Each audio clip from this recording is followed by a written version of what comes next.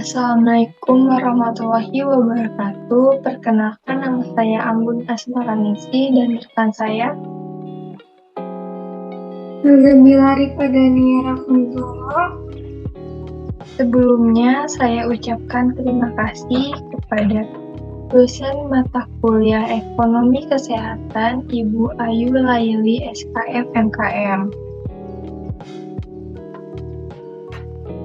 Kali ini kami akan menjelaskan mengenai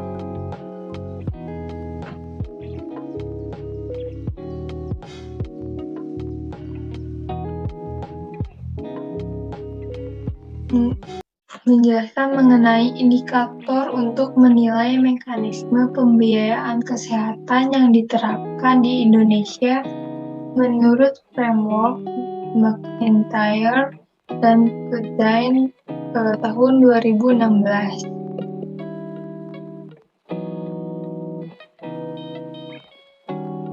Yang pertama ada sumber pendapatan.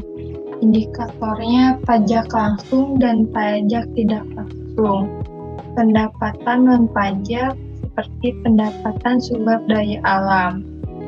Lalu pendanaan dari sumber asing melalui pemerintah.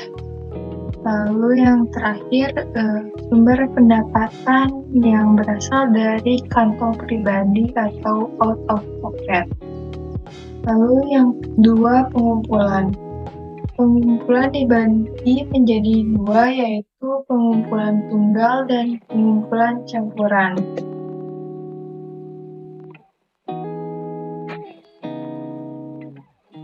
Berikutnya ada pembelian. Pembelian dibagi menjadi 3 indikator. Yang pertama, jenis penyediaan di bawah UHC. Yang kedua, persyaratan akreditasi untuk penyedia. Yang ketiga, metode pembayaran. Metode pembayaran ada kapitasi, fee for service, diagnostik related group, fee schedule, gaji, dan global budget.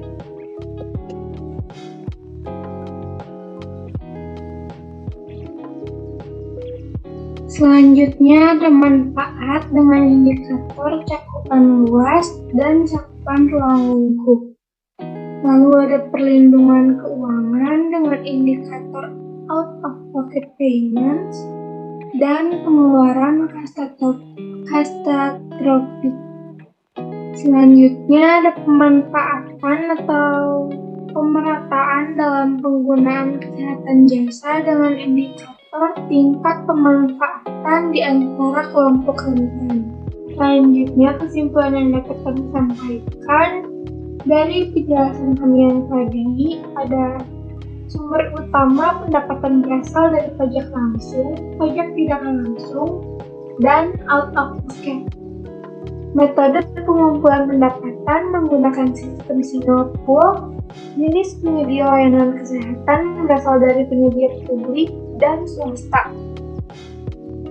Dalam hal pembelian, penyedia layanan untuk pelayanan kesehatan menggunakan campuran penyedia publik dan swasta. Manfaat atau cakupan dibagi dalam cakupan luas dan cakupan ruang lingkup. Cakupan luas berarti kelompok populasi yang dicakup oleh bentuk sistem pembayaran atau perlindungan sosial apapun. Sedangkan cakupan ruang lingkup mengacu pada jenis layanan kesehatan yang disediakan pada skema sistem pembayaran atau skema perlindungan sosial. Cakupan pelayanan berupa layanan kesehatan esensial dan berbiaya tinggi atau pelayanan tersier. Luas cakupan mencakup sekitar 63% masyarakat melalui subsidi pemerintah dan atau pembayaran di muka dan atau skema pengelompokan risiko. Cakupan ini belum mencapai tingkat yang direkomendasikan oleh WHO, yaitu lebih dari 90%. Paket layanan bersifat komprehensif, tetapi tergantung pada jenis asuransi yang dipilih oleh individu. Penyedia layanan di Indonesia membutuhkan akreditasi. Metode pembayaran penyedia menggunakan sistem kapitasi dan diagnostik related group. Dana dikumpulkan ke satu tempat yang disebut asuransi kesehatan nasional atau single pool.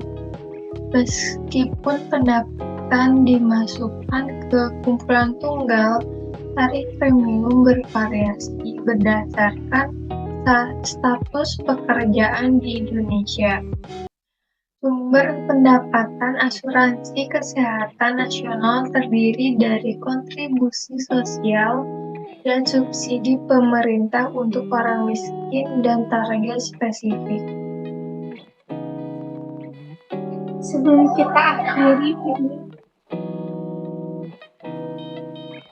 Sebelum kita akhiri, izinkan kita mengucapkan satu pantun yang indah. Siang-siang pergi ke kota, jangan lupa membeli alpukat. Demikian penjelasan dari kita, semoga bermanfaat. Sekian dari kami.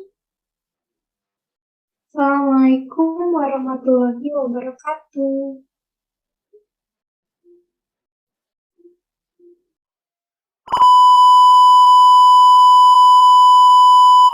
Berikut berita sekilas info mengenai G20 susun pembiayaan kesehatan global.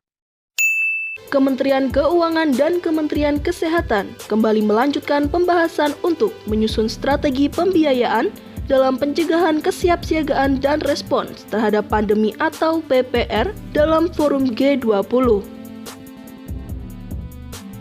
Pembahasan yang berlangsung dalam pertemuan G20 Joint Finance and Health Task Force atau JFHTF secara virtual pada tanggal 1 April 2022 setelah pertemuan keduanya pada tanggal 26 Januari 2022.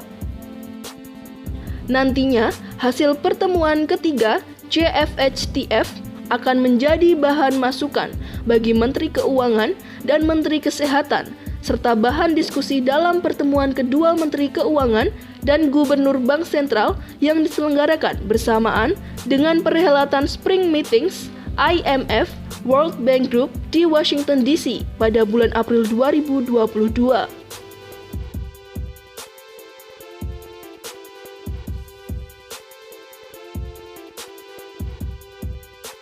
WMP juga memberikan kesempatan kepada negara-negara anggota G20 jika ingin memberikan tanggapan yang sangat singkat tentang ketegangan geopolitik yang terjadi saat ini. Pada pertemuan ketiga ini, anggota G20 membahas berbagai isu seperti kesenjangan pembiayaan dan kebutuhan serta modalitas untuk membangun fasilitas keuangan, peluncuran COVID-19 countermeasure, dan rencana aksi global untuk One Health. Semua anggota G20 sepakat bahwa ada kesenjangan yang signifikan perlu segera diatasi. Para anggota G20 juga secara umum mendukung pembentukan mekanisme keuangan baru yang akan menyediakan sumber pendanaan yang berdedikasi dan berkelanjutan untuk PPR pandemi, serta melengkapi lanskap solusi pembiayaan yang ada.